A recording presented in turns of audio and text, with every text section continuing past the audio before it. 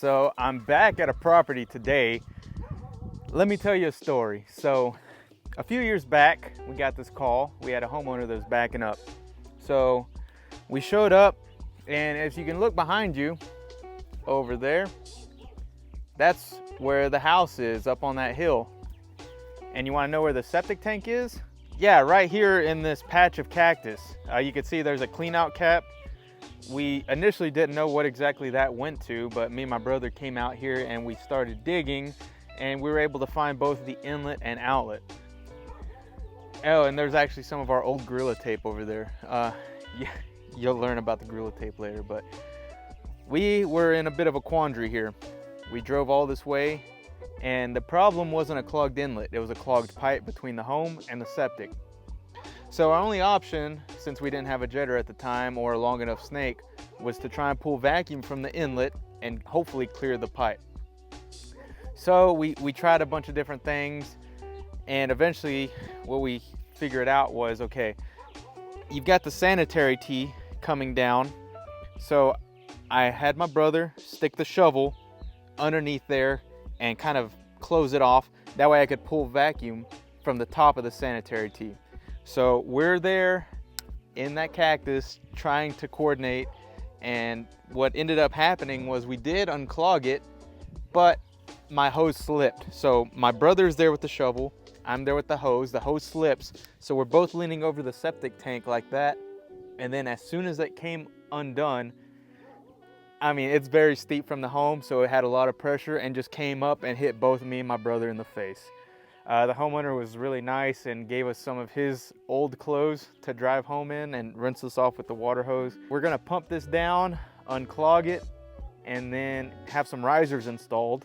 That way we don't have to dig up in the cactus anymore. And then we're gonna have the service truck come back out here with the camera and figure out what exactly is going on between here and there to cause it to clog so much. So let's get to it. So if I remember correctly, the inlet's right here. Let me get my soil probe just to make sure. Oh yeah.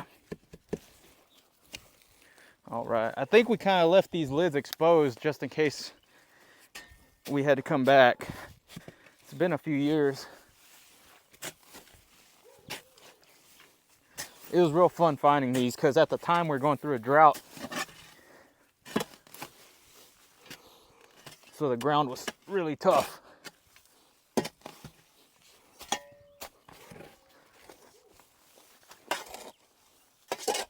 But after this, there'll be no more digging since we're gonna put risers.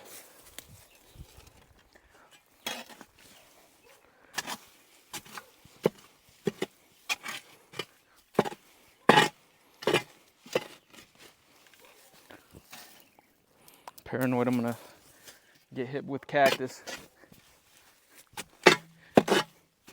Might as well open that up since we're gonna put risers. Pull that out with my hook, see what we got going on in there.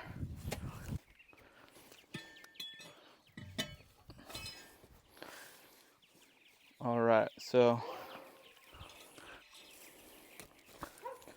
you can see, don't got too much of a floating layer. Got a party balloon. I don't know whose that would belong to, or if it was just a remnant left in there, but we got a clog between the septic tank and the house, so we gotta figure out how to get this undone.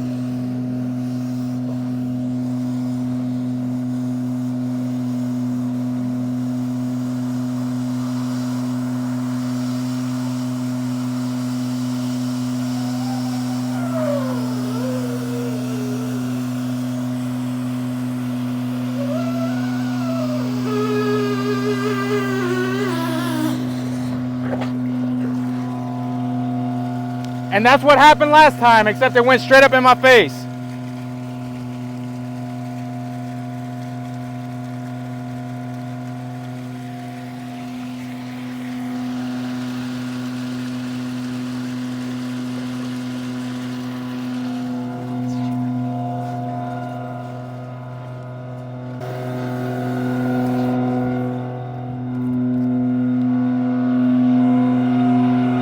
All right, so we got the line unclogged. The customer did want to go ahead and have the septic tank pumped out again, just for peace of mind, and have risers installed. So I had used the 2-inch hose right there just to unclog the line. So now I'm going to switch over to what I usually use is a 3-inch. Get that other lid over there uncovered as well, and get these pumped down, risers installed. And then we're also going to discuss with the homeowner about putting a clean out closer to the home. Unfortunately, it's been a while since we've been able to come over here. We were already booked out. And in situations like this, it greatly benefits you to have a sewer clean out. If you have a problem with the sewer backing up, you can open up that clean out cap and it's going to exit through there instead of overfilling your tub, overflowing out of the toilet, things like that. It can become really messy. So we're going to discuss about putting a clean out closer to the home. That way, if this situation occurs again, they could unscrew that cap and buy them some time.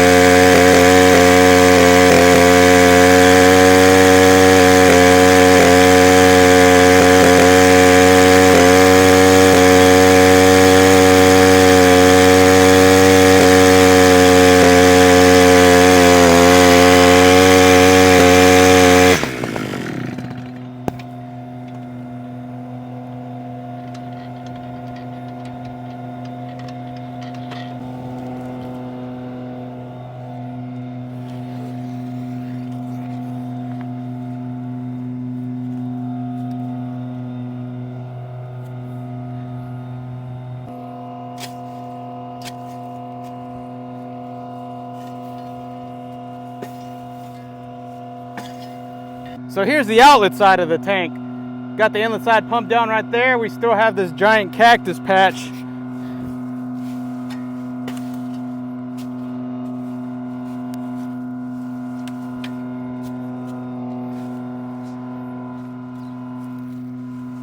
Oh shit. Hate digging through cactus and all this spiny stuff. Don't let your septic tank get to this point. All right, my hook, I don't know what I did with it. Oh, here it is. I buried it.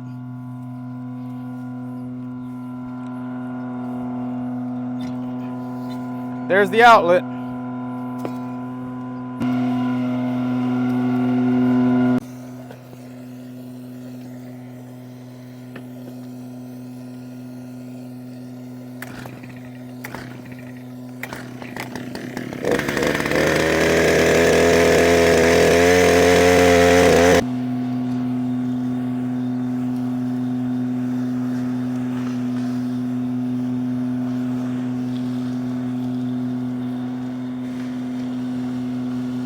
Got the concrete right there.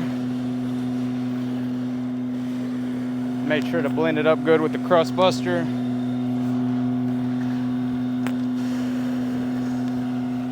Now we just got to add risers.